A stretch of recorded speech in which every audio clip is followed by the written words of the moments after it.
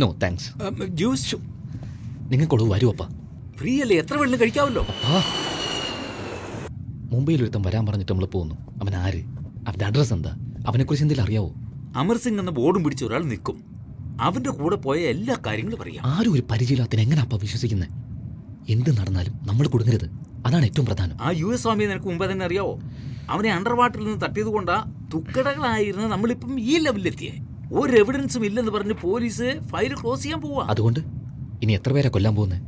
പെട്ടാൽ ആയുസ് മുഴുവൻ ജയിലാവും. ഒരേ ഒരു ചെറിയ 5 സ്റ്റാർ ഹോട്ടൽ കെട്ടിയാൽ മതിയുടെ, അത് കഴിഞ്ഞ് എല്ലാം നിർത്തിയേക്കാം.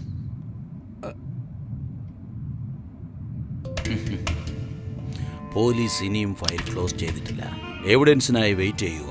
U both are under arrest. ഇരിക്കിരിക്കേ, താഴേക്ക് ചാടാൻ പോവാ. ഞാൻ പോലീസല്ല, പേടിക്കണ്ട. പിന്നെ എന്തിനാ സർ ഇതെല്ലാം റെക്കോർഡ് ചെയ്തത്? അതൊന്നും നിങ്ങൾ അറിയേണ്ട കാര്യമില്ല. ഇതിൽ നിങ്ങൾ രണ്ടുപേരുടെയും റിട്ടേൺ ടിക്കറ്റ് ഉണ്ട്. മുംബൈയിൽ ഇറങ്ങിയാലുടൻ അടുത്ത ഫ്ലൈറ്റിൽ കയറി കൊൽക്കത്തയ്ക്ക് പോയിക്കോ. ഇല്ലില്ല, മുംബൈയിൽ ഒരാളെ കാണുന്നതിനും. ആ ആൾ ഞാനാ. നിങ്ങളോട് വരാൻ പറഞ്ഞതും ഞാനാ. ഡീലിംഗ് ഫ്ലൈറ്റിൽ തന്നെ ആക്കിയാൽ എൻ്റെ താമസ സ്ഥലം നിങ്ങൾ മനസ്സിലാക്കില്ലല്ലോ. അതുകൊണ്ടാണ് നമ്മുടെ മീറ്റിംഗ് ഫ്ലൈറ്റിൽ തന്നെ ആക്കിയത്. നിങ്ങൾ ആരെ കൊല്ലണം, എപ്പോൾ കൊല്ലണം, എവിടെ വെച്ച് കൊല്ലണമെന്ന് നാളെ എൻ്റെ ആൾ ഫുൾ ഡീറ്റെയിൽസുമായി കാണാൻ വരും. ഫുൾ എമൗണ്ടും കൊണ്ട്. പേടിക്കാതിരിക്കേ. എത്ര പേരെ കൊല്ലണം? ഒരേ ഒരാളെ, ആദവൻ തന്നെ കൊല്ലണം. അതും വളരെ ഡിസ്റ്റൻസിൽ നിന്ന്. അവൻ്റെ അടുത്ത് ആർക്കും അത്ര വേഗം അടുക്കാൻ പറ്റില്ല. ഓക്കെ? Anything else? അവനെ പറ്റിയുള്ള ഡീറ്റെയിൽസ് അപ്പോൾ കിട്ടും. ആ റിട്ടേൺ ടിക്കറ്റ്സ് കാണിച്ചാൽ എൻ്റെ ആൾ പറയും. Be careful. നിങ്ങളുടെ ഓഡിയോ എൻ്റെ കയ്യിലുണ്ട്. നോട്ട് ഓൺലി ഓഡിയോ, നിങ്ങളുടെ വീഡിയോ എൻ്റെ കയ്യിൽ. നിങ്ങൾ ആരെ കൊല്ലണം, എപ്പോൾ കൊല്ലണം, എവിടെ വെച്ച് കൊല്ലണമെന്ന് നാളെ എൻ്റെ ആൾ. Switch off. I say switch off. Sorry for the interruption. No problem. എങ്ങനെ എടുത്തേ? Video record, bluetooth memory stick. ഇവിടെ മാരോടാ. സോറി സാർ, ഇവനൊരു കാര്യമില്ലാത്തവനാ. ഇവനാണോ കാര്യമില്ലാത്തവൻ? 6 മാസത്തിനുള്ളിൽ ഈ ഫ്ലൈറ്റിന് എന്താ വില എന്ന് ചോദിക്കും ഇവൻ. എന്നാ നിങ്ങളുടെ ഓഡിയോ, നിങ്ങളുടെ വീഡിയോ.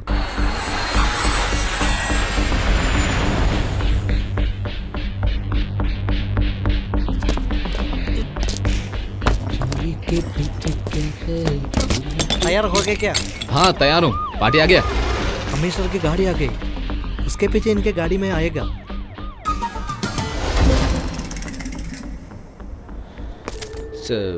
ബിൽഡിങ്ങിന് ചുറ്റും 4 പേരെ നോക്കാൻ. കാർ അവിടെ പാർക്ക് ചെയ്യും. चोली के पीछे क्या है? चोली के पीछे चुनरी के नीचे क्या है? चुनरी के नीचे.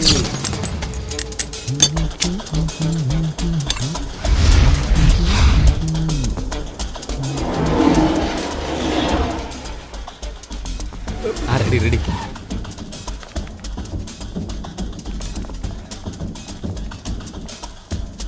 इतनी क्राउड है, गोली कैसे चलाई? എല്ലാവരും കൂട്ടായി നിൽക്കുന്നു. ആരെയാ കൊല്ലുന്നത്?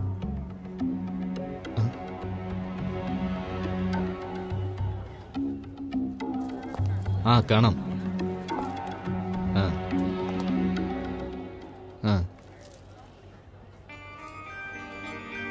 ജഡ്ജോ?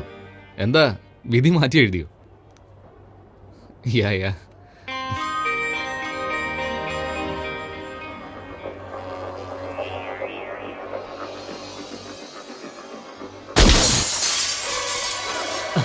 എന്താണ് ഈ കാണിച്ച്? ഓട്.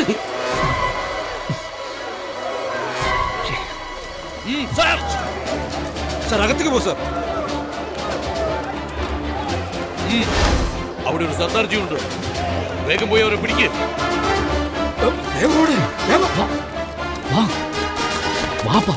നിക്ക്.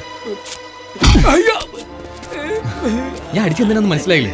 ചോദിച്ച് രക്ഷപ്പെടാൻ നോക്ക്.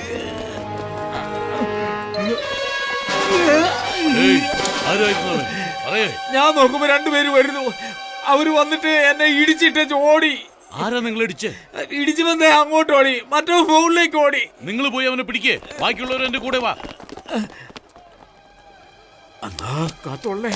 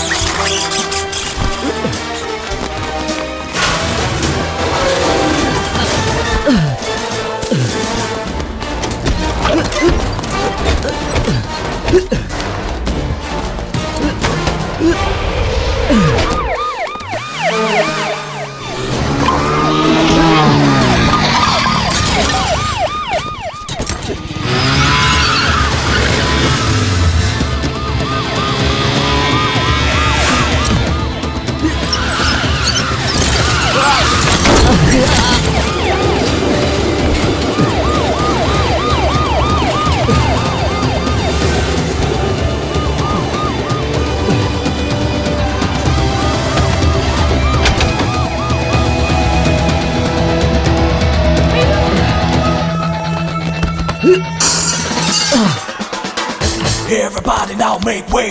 No, you ain't gonna get away.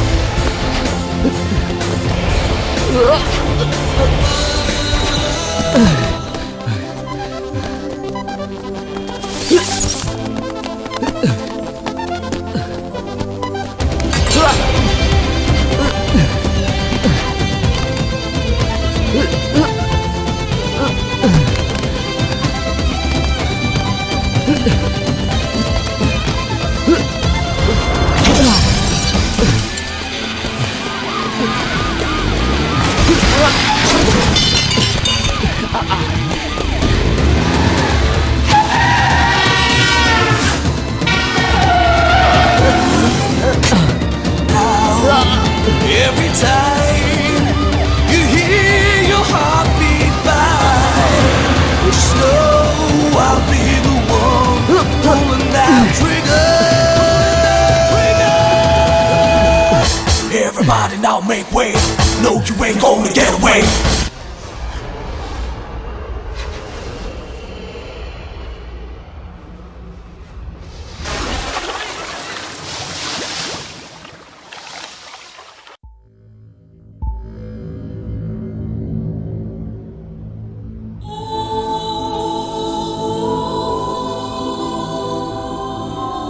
ഇത്രയും ഭീകരമായൊരു ദുരന്തം തങ്ങളുടെ മക്കൾ അനുഭവിച്ചതോർത്ത് എത്ര അച്ഛനമ്മമാർ കരയുന്നുണ്ടെന്നറിയാമോ? ലോഡ് കണക്കിനെടുത്ത കുട്ടികളുടെ അസ്ഥികളിൽ കാണാതെ പോയ സ്വന്തം കുഞ്ഞിന്റെ അസ്ഥികൾ ഉണ്ടാവരുതേ എന്ന് ഇന്നും ദൈവത്തോട് അപേക്ഷിക്കുന്ന അച്ഛനമ്മമാർ എത്രയുണ്ടെന്നറിയാമോ? ഈ ക്രൂരതയെപ്പറ്റി അന്വേഷിക്കാനാണ് എന്റെ മേൽനോട്ടത്തിൽ CBI ഈ വിചാരണ കമ്മീഷൻ രൂപീകരിച്ചത്. എന്താ ചോദിച്ചേ? ആരോ ഇപ്പൊ മലയാളത്തിൽ ചോദിച്ചല്ലോ, കോടിക്കണക്കിന് രൂപ കൊടുത്ത ഈ വിചാരണ കമ്മീഷനെ ഒതുക്കാൻ പറ്റില്ലേ എന്ന്. ആരാത്? സോറി, മറ്റൊരു പ്രസ് മീറ്റിൽ ചിലർ ഇതുപോലുള്ള ചോദ്യങ്ങൾ ഉന്നയിച്ചതുകൊണ്ടാണ് ഞാൻ നിങ്ങളെ ഈ ക്ലിപ്പിംഗ്സുകൾ കാണിച്ചത്. സാർ, കഴിഞ്ഞ 4 മാസങ്ങളായി നിങ്ങൾക്ക് ഇതിന് ചാർജ് ഉണ്ട്. എന്നത്തേക്ക് ഇതിന്റെ എൻക്വയറി ഫിനിഷ് ചെയ്യുമെന്ന് പറയാൻ കഴിയുമോ? ഏതാണ്ട് 90% എൻക്വയറിയും കഴിഞ്ഞു. കൊൽക്കത്തയിലും ഡാർജിലിംഗിലും നടന്ന ക്രൈമുകളുടെ സൂത്രധാരന്മാർ കോടികളാണ് സമ്പാദിച്ചത്. അവർ കൊല ചെയ്ത കുട്ടികളുടെ അവയവങ്ങൾ അന്യരാജ്യങ്ങളിലേക്ക് കയറ്റി അയച്ചു. അറസ്റ്റിലായി കഴിഞ്ഞ അവരിൽ പലരും പെയ്ഡ് കില്ലേഴ്സാണ്. ഇനി പ്രധാനിയായ ഒരാൾ മാത്രമേ അറസ്റ്റിലാവാനുള്ളൂ. ബാക്കി 10% കൂടി ഞാൻ തന്നെ പൂർത്തിയാക്കും. അതൊരാഴ്ചക്കുള്ളിൽ തന്നെ ഉണ്ടാവുകയും ചെയ്യും. അതിന്റെ റിപ്പോർട്ട് 10 ദിവസത്തിനുള്ളിൽ ഞാൻ സബ്മിറ്റ് ചെയ്തിരിക്കും. കമ്മീഷണർ സർ, താങ്കളോടൊരു ചോദ്യം.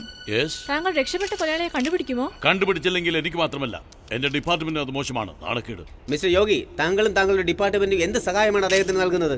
സർക്കാർ അദ്ദേഹത്തെ സഹായിക്കുന്നുണ്ട്. മുഖ്യമന്ത്രിയും സർക്കാരും ചേർന്നാണ് ഈ കമ്മീഷൻ രൂപീകരിച്ചത്. സർ, ഇതുപോലെ വധഭീഷണി വീണ്ടും വന്നാൽ എന്ത് ചെയ്യും സർ? ഏയ്, എന്ത് ചോദ്യമാണ് നിങ്ങൾ ചോദിക്കുന്നത്? അതല്ലേ 1000 വട്ടം പറഞ്ഞത്. ഞാൻ ഒന്നിനെയും പേടിക്കുന്നില്ല. നോക്കിക്കോ, ഈ വിചാരണ കമ്മീഷൻ കഴിഞ്ഞ് കുറ്റവാളിയെ കണ്ടുപിടിച്ചിട്ട് ഞാൻ നാട്ടിൽ പോകുകയോ അല്ലെങ്കിൽ പരലോകത്ത് പോകുകയോ എന്തെങ്കിലും നടക്കൂ. നീ ചോദിച്ചു തന്നെ ചോദിച്ചുകൊണ്ടിരിക്കും. ഞാൻ പറഞ്ഞു തന്നെ പറയണോ? എനിക്ക് 1000 ജോലികളുണ്ട്. നിനക്ക് ഈ ഒരു ജോലിയേ ഉള്ളൂ. മിസ്റ്റർ, കോർട്ടിലെ ജഡ്ജി ഇരിക്കുന്ന മുന്നിൽ ഇരിക്കാൻ എല്ലാവർക്കും ഭയമാണ്. നീ എന്താ ചോദ്യങ്ങൾ പിന്നെയും ചോദിക്കുന്നോ? ഇപ്പോഴും ഞാൻ ജഡ്ജിയാ. Sorry sir. ഏയ്, ചുമ്മാ ഇരി. നിങ്ങൾ കാരണം എല്ലാവർക്കും നാണക്കേടാ. Keep cool sir. Why are you getting angry sir? I am not angry. This is my way of answer to silly questions. That's my nature. Excuse me sir, one last question please. Yes, come on. Are you alone here or somebody within Kolkata? Oh, you want to give the clue to the opponent? I don't care. Here, take it. ഞാനിവിടെ തനിച്ചല്ല. Christmas holidays കൊൽക്കത്തയിൽ ചെലവാക്കുന്നതിന് വേണ്ടി എന്റെ കുടുംബം മുഴുവൻ എന്റെ കൂടെ വന്നിട്ടുണ്ട്. മതിയോ? Thank you. ഇക്ക, നമ്മുടെ ഷിപ്പ് കുറച്ച് ദിവസത്തേക്ക് വാടകയ്ക്ക് ഒതുക്കുന്നു. നല്ല കാശ് കിട്ടും. വരാൻ പറയട്ടെ? താഴെ ഇരിക്കാൻ പറയൂ. ഇല്ലിക്ക, അവർക്ക് ഷിപ്പ് കാണണമെന്ന് പറഞ്ഞു.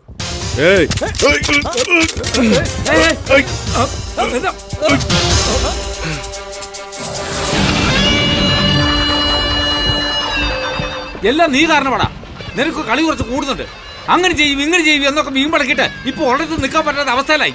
തൊഴിലൊരു സീരിയസ്നെസ് വേണ്ട. അതും നമ്മുടെ തൊഴിൽ ഇത്തിരി കൂടുതൽ വേണം. വാ. ഏയ്, ചേരെടുക്കടാ. കേട്ടില്ലേ? ചേരെടുക്കടാ. ഇങ്ങിരിക്ക. എടുക്കടാ കയ്യെ. നിങ്ങളുടെ ദേഷ്യം എനിക്ക് മനസ്സിലാവും. ഇപ്പോഴെന്താ വേണ്ടെന്ന് പറയും. എന്തു പറയാ? ഏജന്റ് ഉണ്ടായിരുന്നെങ്കിൽ അവനോട് ചോദിക്കാമായിരുന്നു. ഡയറക്റ്റ് ഡീലിംഗ് അല്ലേ? ജഡ്ജിയെ ഞാൻ തന്നെ കൊന്നേനെ. ഇങ്ങനെ അത്ര നേരം മതി. പക്ഷേ എന്റെ ആൾക്കാർ കുടുങ്ങും. വലിയ ദാതയെ പോലെ സംസാരിച്ചു ഇവൻ. ഇപ്പൊ എന്തു സംഭവിച്ചു? റെഡ്ഡി, അവൻ ചെറിയ പയ്യൻ, വലിയ തെറ്റ്. ആ ചെറിയ പയ്യനാണെന്ന് സമ്മതിച്ചല്ലോ. അപ്പൊ ഗോലി കളിക്കൽ, പിന്നെ വീട് ഒഴിപ്പിക്കൽ, സൈക്കിൾ മോഷ്ടിച്ചതിന് പോലീസിൽ ജാമ്യമെടുക്കൽ, ഇതുപോലെ നിങ്ങളുടെ ലെവലിന് ചേർന്ന ജോലി മാത്രം ചെയ്യണം. അല്ലാതെ ബിസിനസ് ക്ലാസ്സിൽ ബിസിനസ് പറയാൻ വരരുത്. 5 വർഷം മുമ്പ് ചെയ്തത് ഇപ്പൊ ഓർമ്മപ്പെടുത്തി റെഡ്ഡി. ഇത് ശരിയാണോ? ആലോചിച്ച് ചെയ്യാം. സമാധാനപ്പെട്. ആരെടാ നീ സമാധാനിപ്പിക്കാൻ നോക്കുന്നേ?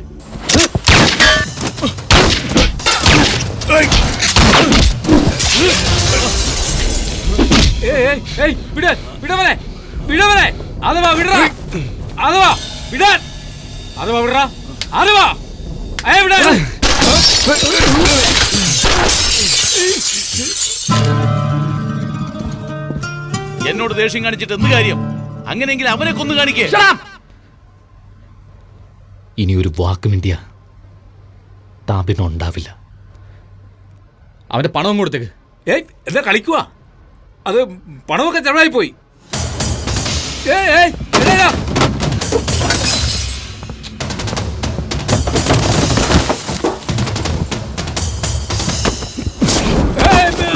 ഔട്ട്!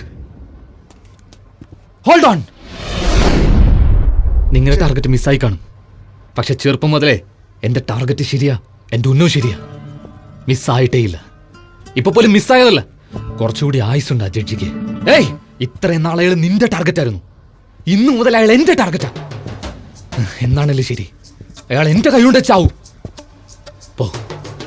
പോവാനല്ലേ പറഞ്ഞേ?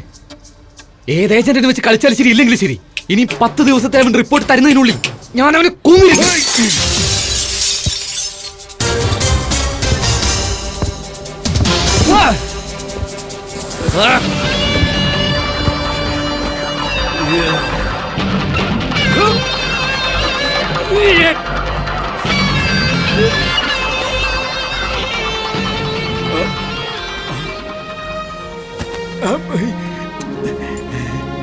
ഇത് ഫുൾ എമൗണ്ട് അല്ല, ജസ്റ്റ് അഡ്വാൻസ്. 10 ഡേയ്സില് ഇതിന്റെ 4 ടൈംസ്. പണി തീർത്താലൂടെ ഉറപ്പ് അവൻ തീർക്കും. നാഷണൽ സെക്യൂരിറ്റി ഫോഴ്സിനെ ആ ജഡ്ജിക്ക് കാവലായി ഏർപ്പാടാക്കിയിട്ടുണ്ട്. സൂക്ഷിക്കണമെന്ന്